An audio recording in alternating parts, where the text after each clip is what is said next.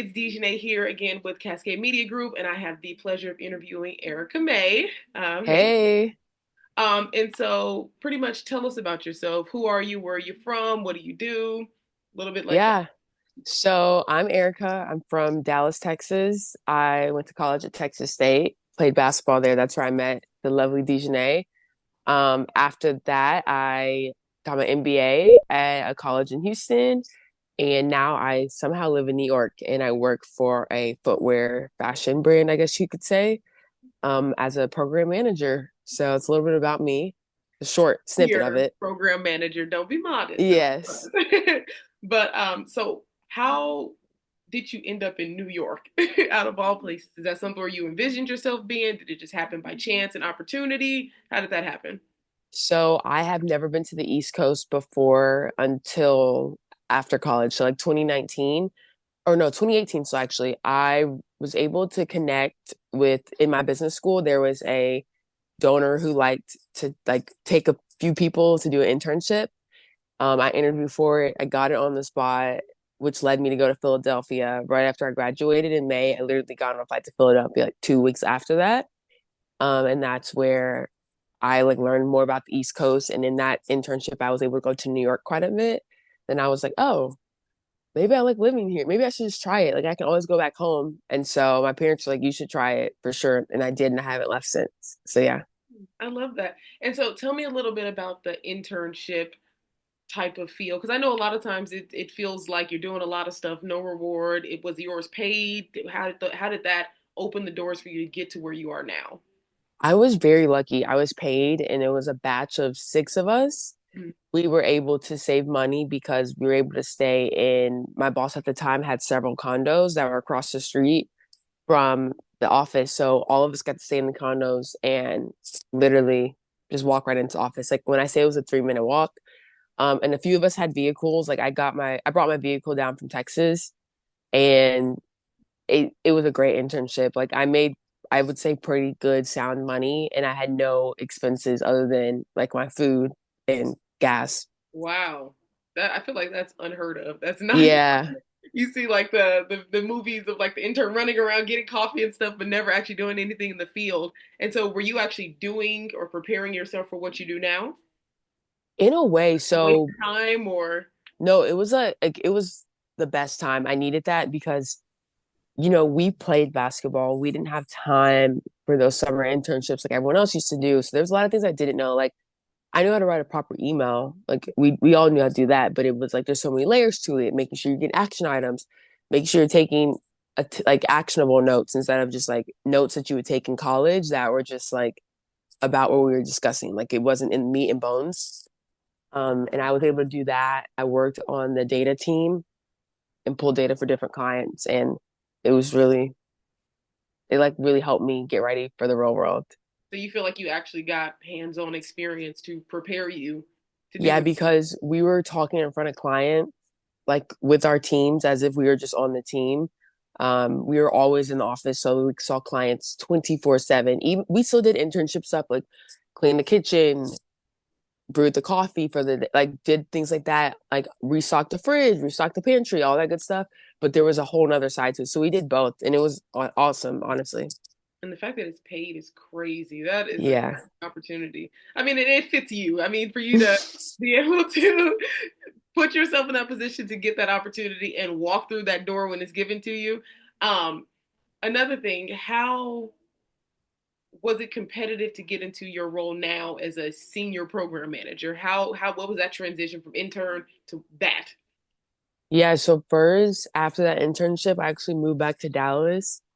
Um, one because I was doing my master's, so I was like, okay, let me move back. I worked at an ad agency while I was doing my MBA, and then after I graduated my MBA, I found another job that was based in San Francisco, but I was able to be remote because it was 2020, the pandemic. Mm-hmm. And then after the pandemic, I was like, oh, let me try out New York. And so that's how I got to New York. And I feel like all of those like pit stops I made helped me get to where I'm at because it's really competitive, I would say. Yeah, and then those little filler jobs that you did in between while getting your master's and stuff, was that in the same field or was it like way off?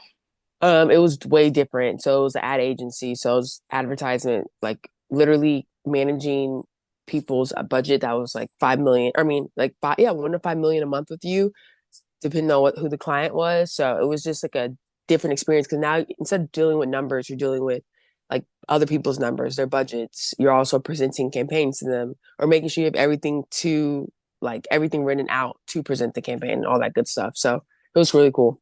Yeah, and it's so interesting too. One of the things I really love about these interviews is getting the perspective of people our age because, like I always say, they don't give you a pamphlet. There's no roadmap on how to do this. I've talked to people who started working in fast food while they were getting their masters to do this, to Mm-hmm. do that. And whatever way it takes to get there, whether it's a straight shot or whether it's a little bump in the road, the fact that we're still young, educated women getting there. Yep. That's the one of the beautiful things about it. But what was the difference like? Obviously, being a Texas girl living in New York. I mean, me being your friend and getting some of the behind the Yes. scenes, it's crazy different. But how is it for you just being a successful woman, young adult in New York? Some days are tougher than others, I would say. Like I don't have my car here. It's still in Texas. I'm walking everywhere. I have a tote when I get groceries. Like you're very much so relying on yourself and like kind of relying on other people because let's say you want to get an Uber, relying on someone else. Let's say you want to go on the subway, so relying on someone else. Mm-hmm. So it's just like it's a lot sometimes, and some days I have to go take a break and like go on a hiatus.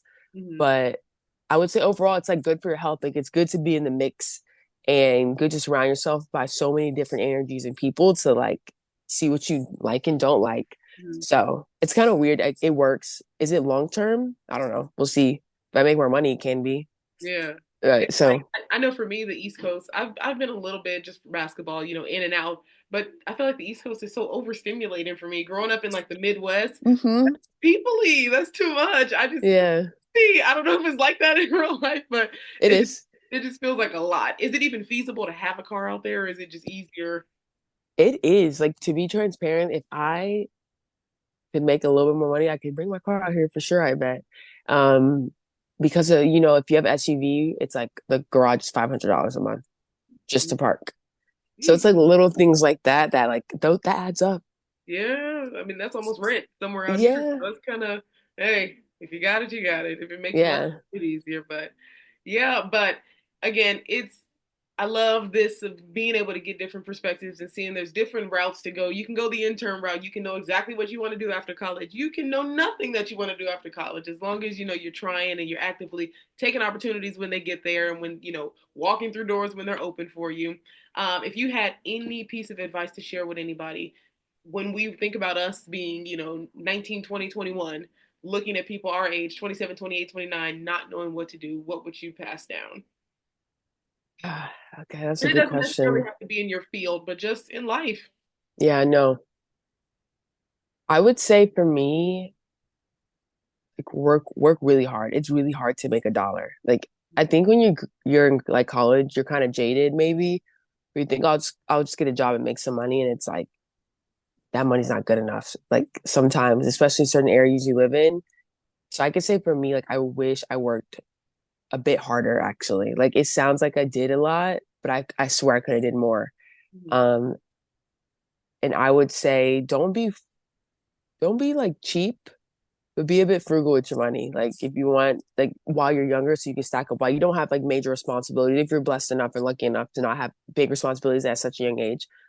But I would say if you think you're tired, you're like not tired. You can keep it. You have more gas in the tank because now I'm creeping that 30, 30 mark, and I'm like, I'm getting tired. So I'm Yeah. like, I wish I did more in that bulk, even though I did a lot. But I feel like I could have just did a little bit more. Do I know what that was? I don't know. But I just feel it. You only knew what you knew. I mean, I think that's great advice. I agree. Yeah. There was times when I was just like, I mean, I compared to most, I'm doing this, but it's like, but you are at a different, your expectations are different, your standards are different, you got to move different. And I'm like, Yeah. I'm in competition with myself. exactly.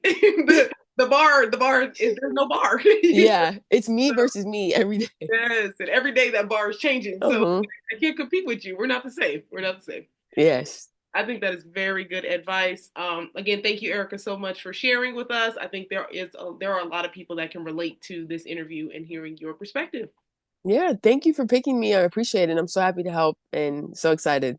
I know. Thank you. This is brought to you by Kansas City Business Association, working to improve our community.